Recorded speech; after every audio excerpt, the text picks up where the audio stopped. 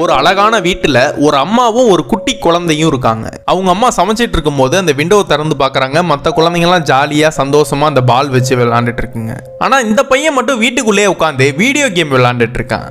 அந்த அம்மா இதெல்லாம் பார்த்துட்டு ரூம்குள்ள பொறுமையா போய் அந்த டிவியை ஆஃப் பண்ணிடுறாங்க. அந்த வீட்டுல உள்ள டோரை திறந்து வைக்கிறப்ப ஒரு சத்தம் கேக்குது. இவன் அந்த வீட்டுல இருக்கிற ஒரு கம்ப்யூட்டர்ல கேம் விளையாண்டுட்டு இருக்கான். அந்த அம்மாவும் இவனை பொறுமையா தூக்கிட்டு வந்து இந்த ஸ்டெப்ஸ்ல உட்கார வச்சிடுறாங்க. இவனை உட்கார வச்சோடனே பொறுமையா போய் வெளி உலகத்தை பாரு ராஜான்னு கதவனா திறந்து விடுறாங்க. ஒரு பால் எடுத்து வெளியே போட்டு வெளியில போய் விளையாடு ராஜான்னு சொல்றாங்க. அந்த அம்மாவுக்கு அப்பையும் ஒரு சத்தம் வருது. என்னன்னு பார்த்தா அந்த பையன் உட்கார்ந்த இடத்துலயே ஒரு வீடியோ கேம் விளையாண்டுட்டு இருக்கான். அதை இவங்க கீழே எடுத்து வச்சோன்னே இன்னொரு கேமையும் எடுத்து விளையாட ஆரம்பிக்கிறான். அதெல்லாம் பார்த்த இந்த அம்மா கோவத்தோட உச்ச கட்டத்துக்கு போய் அந்த கேமையே ஒடிச்சு எறிஞ்சிடுறாங்க. அவன் ரூம்ல வச்சிருக்க விளையாட்டு ஜாமான், வீடியோ கேம்ஸ், போட்டோ எல்லாத்தையுமே வெளியில தூக்கி போட்டு எல்லாத்தையுமே எரிச்சிடுறாங்க.